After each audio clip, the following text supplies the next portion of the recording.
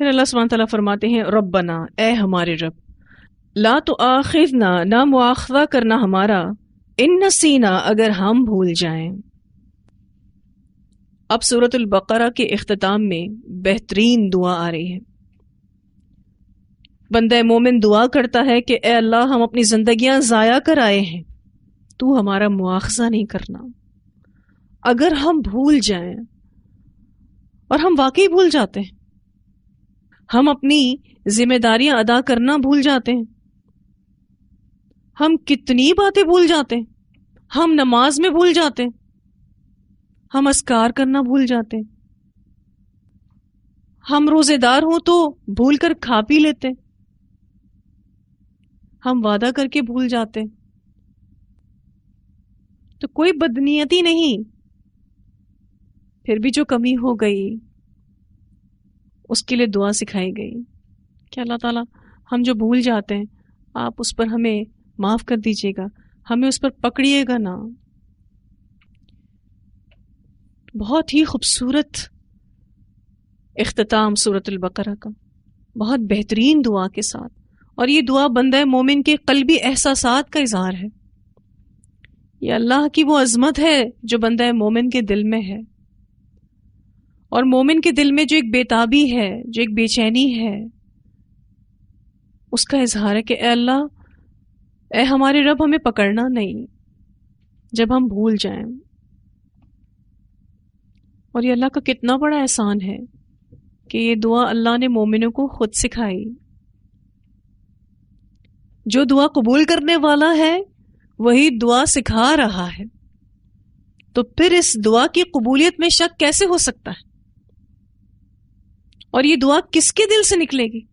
جو اللہ سے ڈرتا ہو، جو خود کو ایک ذمہ دار شخص سمجھتا ہو، جو اللہ کے احکامات کو ادا کرنا چاہتا ہو، جو فرائض کی ادائیگی کرنا چاہتا ہو، پھر ان ذمہ داریوں میں جو کمی رہ جاتی ہے اس کے لیے معافی مانگتا ہے، جو کچھ وہ بھول جاتا ہے اس کے لیے معافی مانگتا ہے۔ ہم سب اپنے حالات دیکھیں، ایک چیز پوری کرنے جاتے ہیں تو دوسری بھول جاتے ہیں، کوشش کے باوجود، وسعت اور استطاعت کے باوجود ہم تھک جاتے ہیں۔ ہم کتنا جاگ سکتے ہیں؟ آخر تھک کر سو جاتے ہیں۔ کتنی بھوک کاٹ سکتے ہیں؟ پھر کھانا ہی پڑتا ہے، کیونکہ نفس کے تقاضے ہیں، جسم کے تقاضے ہیں، روح کے تقاضے ہیں، پھر حقوق العباد کے تقاضے ہیں۔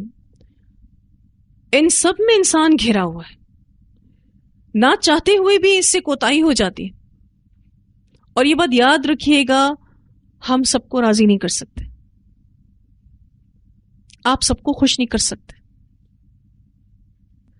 جب یہ کام ہم نہیں کر سکتے تو پھر ہمارے اندر ایک گلٹ پیدا ہوتا ہے، ایک شرمندگی پیدا ہوتی ہے کہ اتنی کوشش کرتی ہوں، کہیں نہ کہیں کوئی نہ کوئی کمی رہ ہی جاتی ہے۔ اتنی کوشش کرتی ہوں کہ یہ کام وقت پر ہو جائے، لیکن لیٹ ہو جاتی ہوں۔ اچھا، جب تک قرآن نہیں پڑھا تھا تو شرمندگی بھی نہیں ہوتی تھی، اور جب سے قرآن پڑھ لیا ہے تب سے شرمندگی بھی زیادہ ہوتی ہے۔ وہ احساس ندامت کہ یہ ذمہ داری میری تھی پر میں نے اس کو پورا نہیں کیا، وہ چیز انسان کو رلا دیتی ہے۔ پھر انسان سوچتا ہے کیا کروں، جسم ساتھ نہیں دیتا، صحت ساتھ نہیں دیتی، وسعت نہیں ہے۔ اور آپ دیکھیے وقت کے ساتھ ساتھ ہمارا جسم کمزور پڑنے لگتا ہے، ہم بیمار ہونے لگتے ہیں۔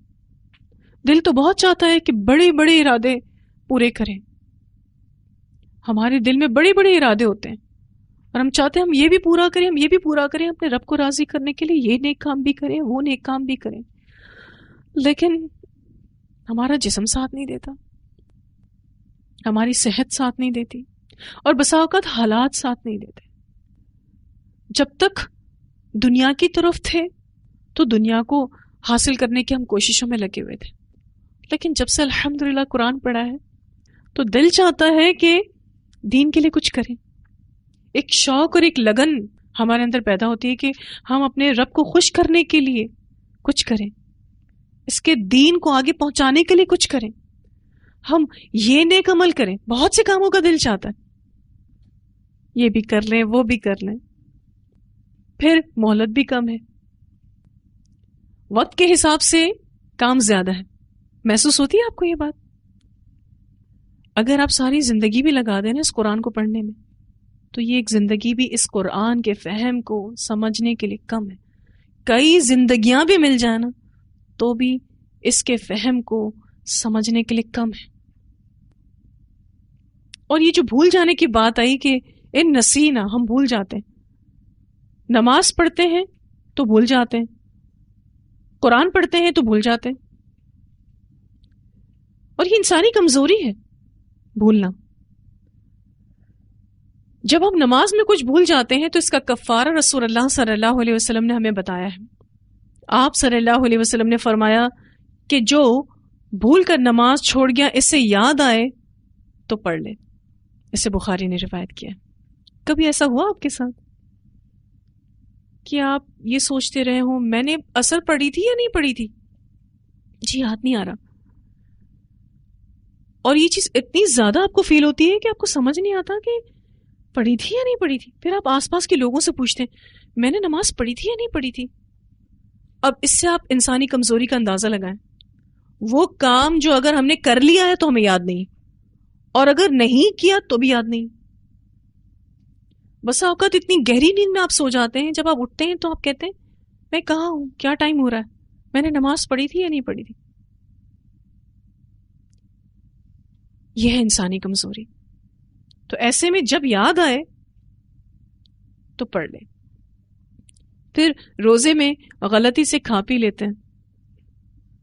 اس بارے میں نبی اکرم صلی اللہ علیہ وسلم نے فرمایا کہ جو بھول کر کھا پی گیا اور وہ روزے سے ہے تو اسے چاہیے کہ اپنا روزہ پورا کر لے. اسے مسلم نے روایت کیا ہے، یعنی اس کا روزہ ٹوٹتا نہیں. بھول اور نسیان اللہ سبحانہ تعالیٰ نے اس امت پر معاف کر دی ہے. پھر آپ دیکھیے وعدہ کر کے بھول جاتے ہیں، لکھ کر بھی رکھتے ہیں کوئی بات تب بھی بھول جاتے ہیں، کہیں کوئی چیز رکھ کر بھول جاتے ہیں، کسی کو کوئی چیز دینے کا وعدہ کیا ہوتا ہے اور بھول جاتے ہیں. تو اللہ ہی ہے جو معاف کرے ہمیں. بھول تو بھول ہے. یاد رکھیے گا کہ کرنا اور نہ کرنا برابر نہیں ہے، اس لیے اس کی معافی ضروری ہے، اور معاف بھی اللہ ہی کرے گا. اللہ کے سوا ہماری ان کمی کوتاہیوں کو کوئی معاف نہیں کر سکتا. ربنا لا تؤاخذنا ان نسینا، اے ہمارے رب نہ مواخذہ کرنا ہمارا، نہ پکڑنا ہم کو اگر ہم بھول جائیں. او یا اخطأنا، خطا کریں ہم. اللہ تعالیٰ جو ہم سے خطا ہو جائے اس کو بھی نہ پکڑیے گا، اس کا مواخذہ مت کیجیے گا. اللہ سبحانہ تعالیٰ نے اس امت سے خطا اور نسیان کو معاف کر دیا. اس بارے میں ایک روایت آتی ہے، رسول اللہ صلی اللہ علیہ وسلم نے فرمایا کہ میری امت سے خطا اور نسیان کو معاف کر دیا گیا ہے اور جس پر وہ مجبور کر دیا گیا. اسے ابن ماجہ نے روایت کیا اور یہ حدیث بہقی میں بھی آتی ہے. تو اللہ سبحانہ تعالیٰ ہم سے جو جہالتیں، جو لا علمی اور جو بلا ارادہ خطائیں ہو جائیں، آپ اس کو نہ پکڑیے گا، اس کا مواخذہ نہ کیجیے گا. ربنا، اے ہمارے رب، ولا تحمل، اور نہ تو ڈال، علینا، ہم پر، اسرن، کوئی بوجھ. اسرن کہتے ہیں ذمہ داری کو، بوجھ کو، اور تاکیدی عہد کو. ربنا ولا تحمل علینا اسرن، اے ہمارے رب، اور نہ تو ڈال ہم پر کوئی بوجھ. کما، جیسا کہ، حملتہ، ڈالا تو نے اس کو یعنی بوجھ کو، علی الذین، ان لوگوں پر، من قبلنا، جو ہم سے پہلے تھے، یعنی یہود و نصارہ. اللہ تو ہم پر کوئی ایسا بوجھ نہیں ڈالنا جیسا تو نے یہود و نصارہ پر ڈالا تھا. پچھلی امتوں پر جو احکامات اتارے گئے وہ سخت قسم کے تھے. مثلاً ہفتے کے دن وہ کاروبار نہیں کر سکتے تھے. جانوروں کی چربی ان پر حرام تھی. ان کے کپڑے اگر ناپاک ہو جائیں تو اس صورت میں انہیں کاٹنا پڑتا تھا. مثلاً پیشاب وغیرہ لگ جائے تو کپڑا کاٹنا ضروری تھا، دھو کر کام نہیں چل سکتا تھا. پھر انہوں نے جو بچڑے کو معبود بنایا تھا تو ان کی توبہ مشروط تھی کہ قتل نفس کے ساتھ ہی اللہ ان کے اس گناہ کو معاف کرے گا. پھر یہود پر صرف قصاص تھا، یعنی جان کے بدلے صرف جان ہی لی جا سکتی تھی، دیت اور معافی نہ تھی. ان پر زکوٰۃ 1/4 حصہ تھی. ہم پر کتنا فیصد ہے؟ 2.5%. ان پر 1/4 حصہ تھی. پھر مال غنیمت ان پر حرام تھا. اللہ نے ایسے سخت احکام میں آسانی فرمائی. اللہ سبحانہ تعالیٰ سے یہ دعا کی جا رہی ہے، ربنا ولا تحمل علینا اصرا کما حملته علی الذین من قبلنا. کیونکہ انسان کمزور ہے نا، تو یہ دعا منگوائی جا رہی ہے. ربنا، اے ہمارے رب، ولا اور نہ، تو حملنا، تو اٹھوا ہم سے، ما لا طاقت لنا بھی، اس کو جو نہیں طاقت ہمارے لیے اس کی. مالا، اس کو جو نہیں، طاقت لنا ہمارے لیے بھی اس کی. اللہ ہم پر ایسا بوجھ نہ ڈالیے گا جس کو کرنے کی ہم میں طاقت نہیں. تو دونوں طرح سے دعا منگوائی گئی.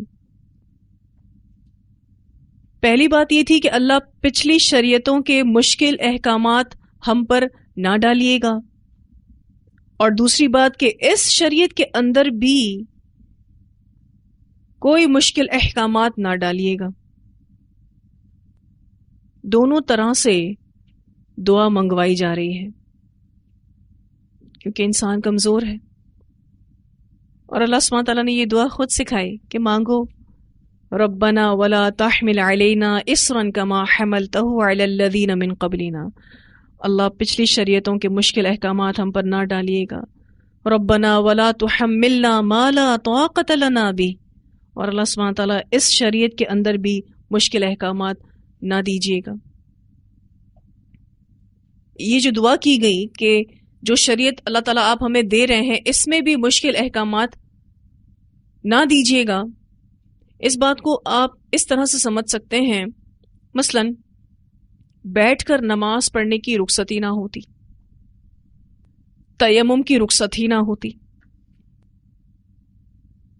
یعنی انسان کو مجبور کر دیا جاتا کہ وہ جتنا بھی بیمار ہے وہ کھڑے ہو کر ہی نماز پڑھے. انسان کو اس بات کے لیے مجبور کر دیا جاتا کہ وہ جتنا بھی بیمار ہے یا وہ سفر میں ہے وہ وضو کرے. مشکل ہو جاتی نا. تو اللہ سبحانہ تعالیٰ نے الحمدللہ اس شریعت میں جو احکامات ہمیں دیے ہیں اس میں بھی آسانی فرمائی ہے.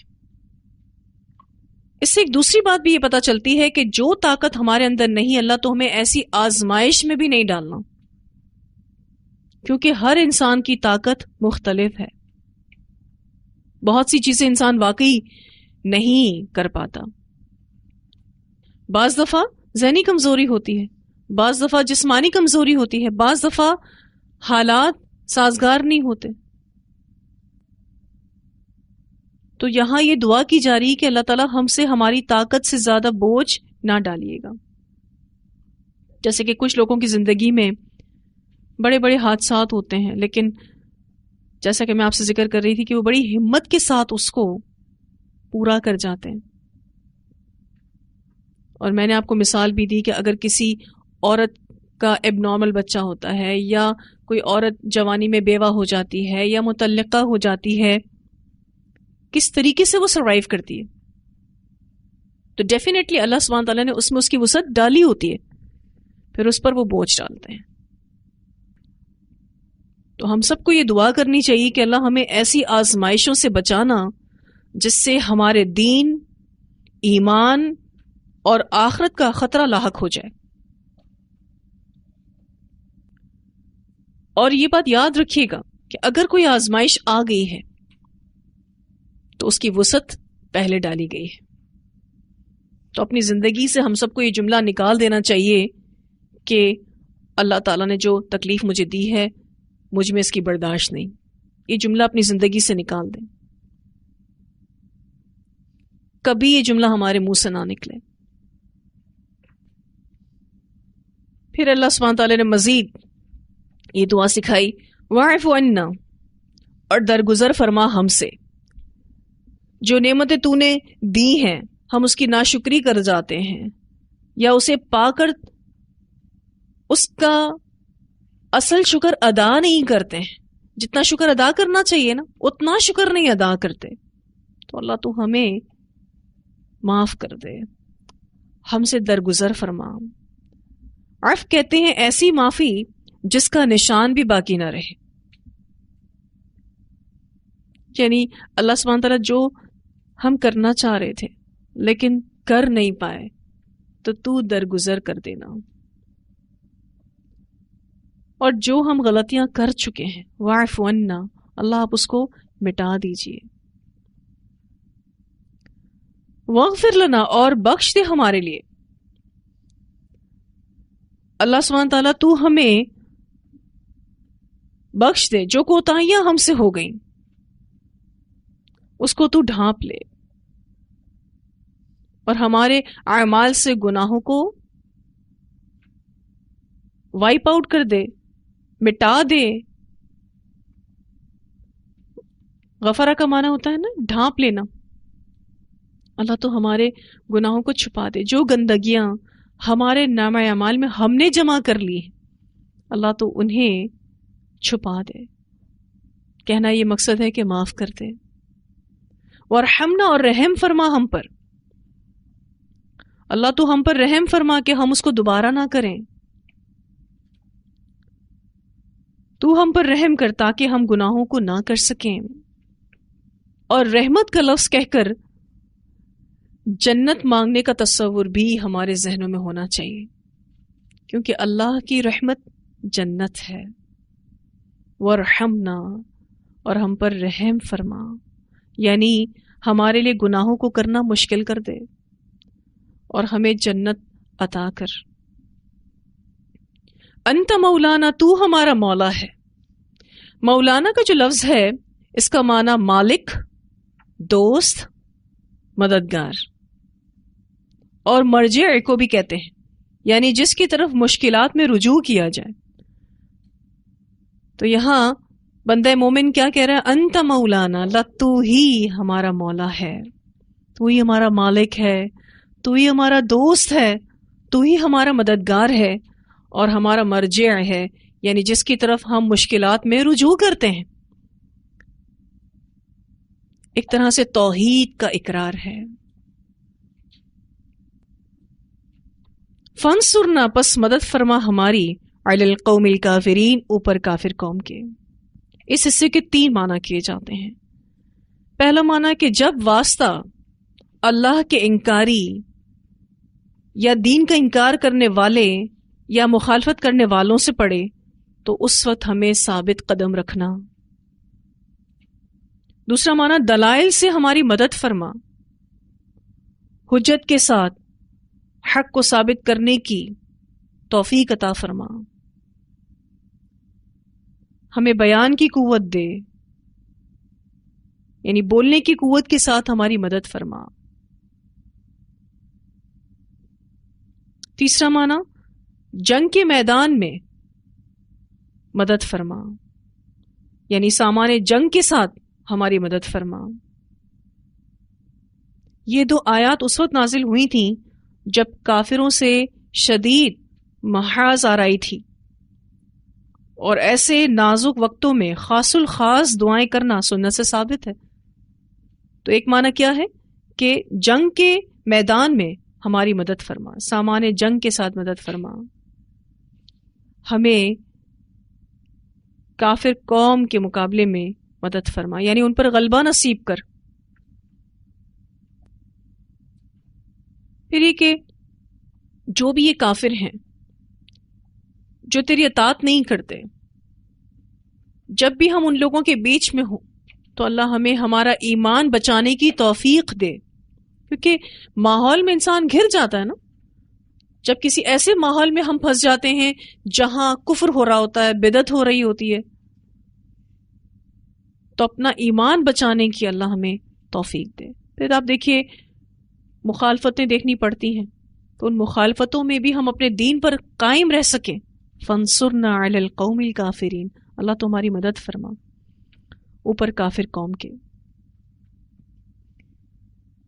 آخر کی جو یہ 2 آیات آپ نے پڑھی ہیں، اس کی فضیلت احادیث سے پتہ چلتی ہے. نبی اکرم صلی اللہ علیہ وسلم نے فرمایا جو شخص سورۃ البقرہ کی آخری 2 آیتیں رات کو پڑھ لے تو یہ اس کو کافی ہو جاتی ہیں. اس سے بخاری نے روایت کیا ہے. یعنی اللہ تعالیٰ کی طرف سے مدد اس کے شامل حال رہتی ہے.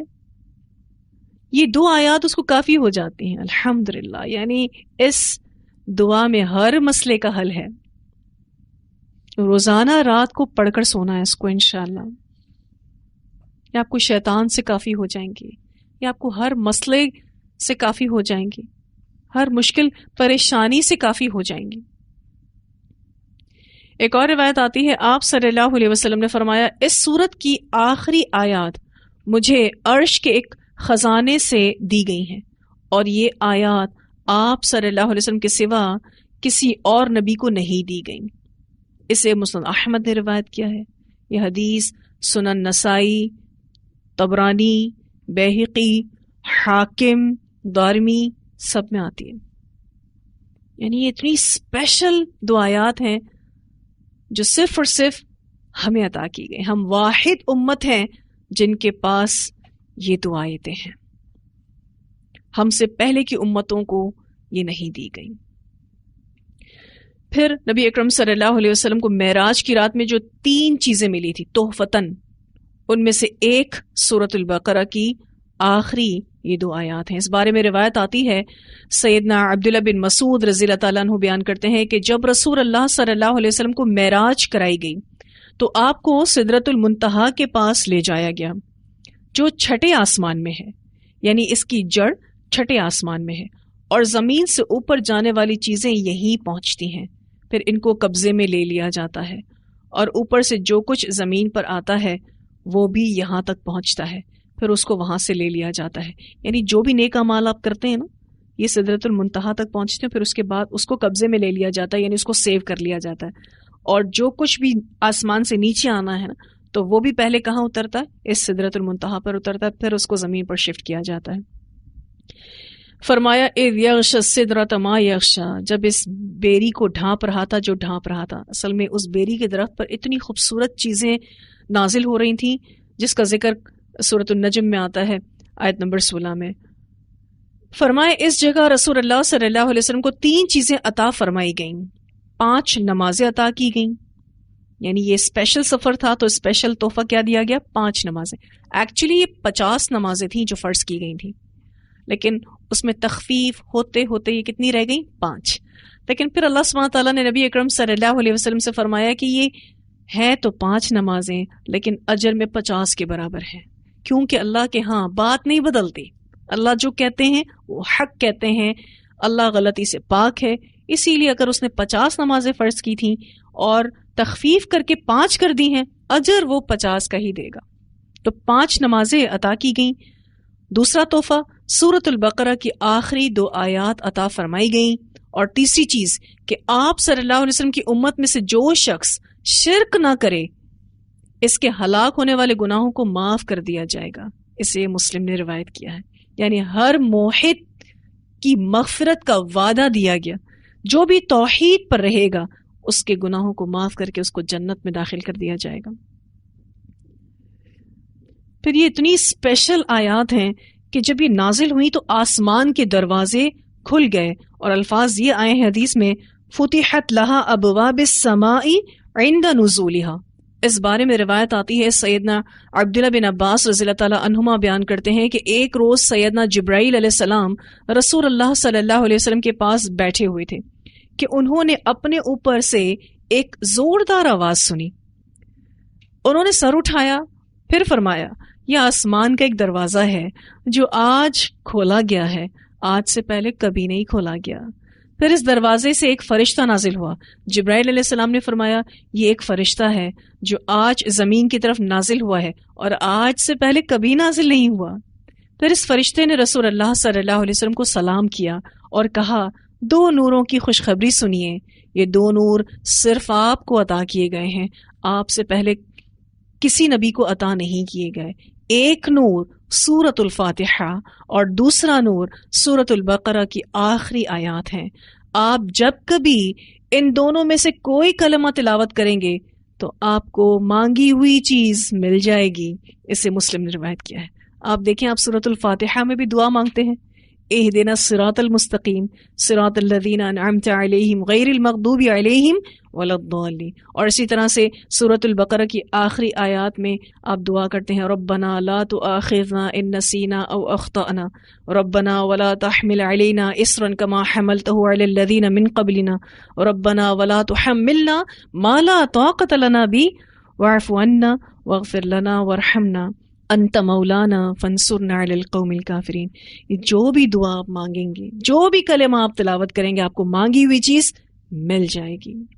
یہ شیورٹی دی اللہ تعالیٰ نے. کیوں؟ دعا سکھائی اللہ نے ہے نا. تو جو دعائیں اللہ نے سکھائی ہیں اگر ہم وہ مانگیں گے تو اس کی قبولیت میں کوئی شک نہیں ہے، وہ انشاءاللہ قبول ہوگی. کتنی پیاری یہ آیات ہیں، الحمدللہ. تو خلاصہ کیا ہے کہ جب بندہ مومن اللہ کی اطاعت کی کوشش کرتا ہے تو اپنے اوپر ایک بوجھ محسوس کرتا ہے. اس بوجھ کو دور کرنے کے لیے، نیک اعمال بجا لانے کے لیے وہ اللہ سے دعا کرتا ہے، یا اللہ تو میری مدد کر، یہ کمی کوتاہیاں جو میں کر جاتا ہوں اس کو تو معاف کر دے. جو نیک عمل کرنے میں مجھے دشواری محسوس ہوتی ان دشواریوں کو تو ہٹا دے، میرے لیے نیک عمل کرنا تو آسان کر دے. پھر یہ کہ آپ صلی اللہ علیہ وسلم نے ان آیتوں کے آخر میں آمین کہنے کی ترغیب دی ہے. حضرت معاذ رضی اللہ تعالی عنہ اس سورت کے خاتمے پر آمین کہا کرتے تھے. آمین کا کیا معنی ہے؟ یا اللہ تو قبول کر لے. تو اللہ سبحانہ تعالیٰ کا احسان اور شکر کہ اس نے یہ موقع دیا کہ ہم اتنی خوبصورت آیات کو سمجھ کر پڑھ سکیں. اللہ ہم سب کو بہترین عمل کرنے کی توفیق عطا فرمائے. ان آیات کی تلاوت سنتے ہیں. آمن الرسول بما انزل الیہ من ربہ والمؤمنون کل آمن باللہ وملائکتہ وکتبہ ورسلہ لا نفرق بین احد من رسلہ وقالوا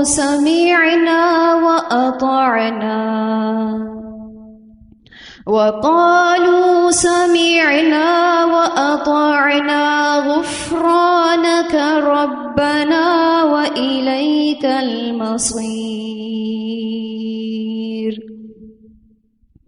لا يكلف الله نفسا إلا وسعها لا يكلف الله نفسا إلا وسعها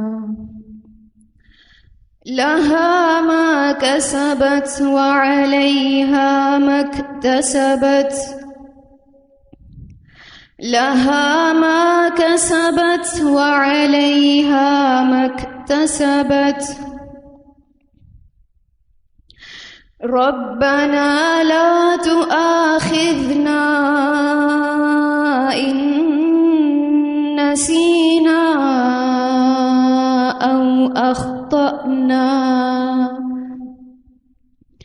ربنا لا تؤاخذنا إن نسينا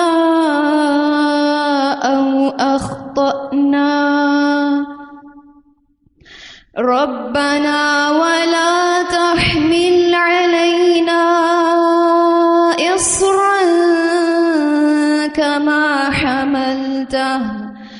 كما حملته على الذين من قبلنا ربنا ولا تحملنا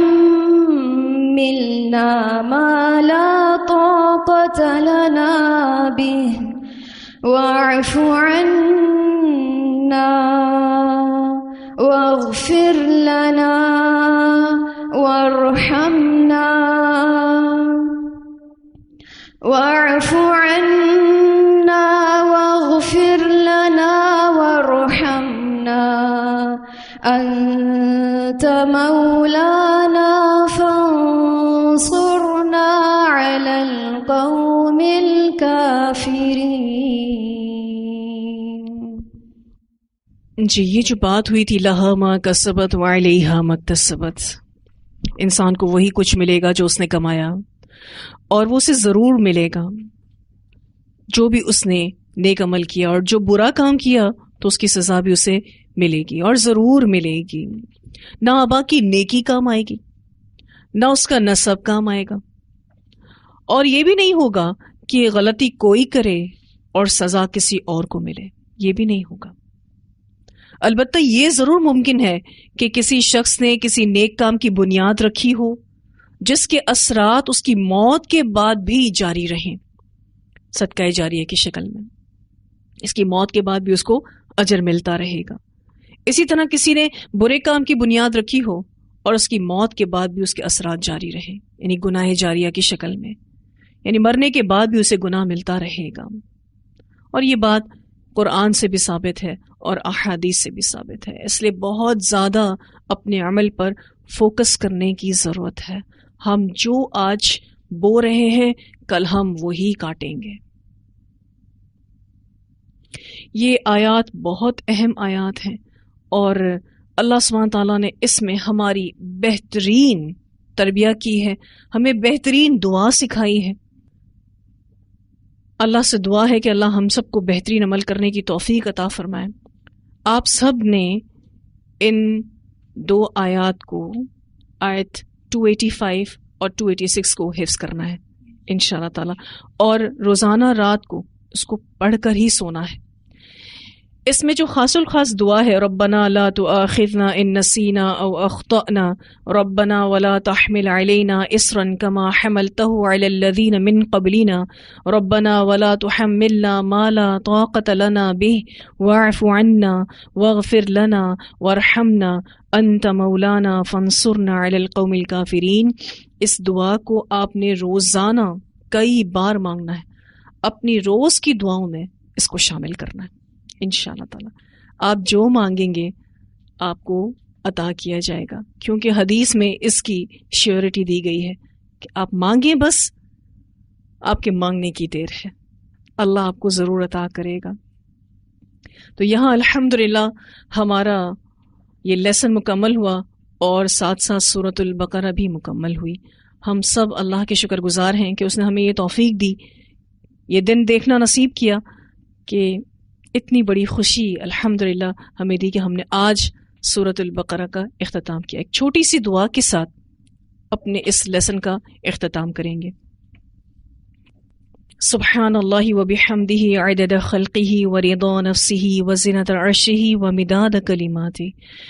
سبحان اللہ وبحمدہ، سبحان اللہ وبحمدہ، سبحان اللہ وبحمدہ، سبحان اللہ وبحمدہ، سبحان اللہ العظیم. لا الہ الا اللہ وحدہ لا شریک لہ، لہ الملک ولہ الحمد وہو علی کل شیء قدیر. اللہم صل وسلم علی نبینا محمد، اللہم صل وسلم علی نبینا محمد، اللہم صل وسلم علی نبینا محمد. لا الہ الا انت سبحانک انی کنت من الظالمین، لا الہ الا انت سبحانک انی کنت من الظالمین، لا الہ الا انت سبحانک انی کنت من الظالمین. ربنا آتنا فی الدنیا حسنہ وفی الآخرۃ حسنہ وقنا عذاب النار. ربنا هب لنا من ازواجنا وذریاتنا قرۃ اعین وجعلنا للمتقین اماما. ربنا هب لنا من أزواجنا وذرياتنا قرة أعين واجعلنا للمتقين إماما ربنا هب لنا من أزواجنا وذرياتنا قرة أعين واجعلنا للمتقين إماما ربي أوزعني أن أشكر نعمتك التي أنعمت علي وعلى والدي وأن أعمل صالحا ترضى وأدخلني برحمتك في عبادك الصالحين وأدخلني برحمتك في عبادك الصالحين وأدخلني برحمتك في عبادك الصالحين ربي هب لي حكما والحقني بالصالحين واجعل لي لسان صدق في الآخرين واجعلني من ورثة جنة النعيم رب اجعل لي مقيم الصلاة ومن ذريتي ربنا وتقبل دعاء ربنا اغفر لي ولوالدي وللمؤمنين يوم يقوم الحساب ربنا لا تزغ قلوبنا بعد إذ هديتنا وهب لنا من لدنك رحمة إنك أنت الوهاب اللهم أنت ربي لا إله إلا أنت خلقتني وأنا عبدك وأنا على عهدك ووعدك ما استطعت أعوذ بك من شر ما صنعت أبوء لك بنعمتك علي وأبوء بذنبي فاغفر لي إنه لا يغفر الذنوب إلا أنت رب اغفر وارحم وأنت خير الراحمين رب اغفر وارحم أنت خير الراحمين رب اغفر وارحم أنت خير الراحمين رب ارحمهما كما ربياني صغيرا رب ارحمهما كما ربياني صغيرا رب ارحمهما كما ربياني صغيرا ربنا تقبل منا إنك أنت السميع العليم وتب علينا إنك أنت التواب الرحيم ربنا تقبل منا إنك أنت السميع العليم وتب علينا إنك أنت التواب الرحيم يا ربي لك الحمد كما ينبغي لجلال وجهك ولعظيم سلطانك سبحانك اللهم وبحمدك نشهد أن لا إله إلا أنت نستغفرك ونتوب إليك سبحان ربك رب العزة عما يصفون وسلام على المرسلين والحمد لله رب العالمين إلهي آمين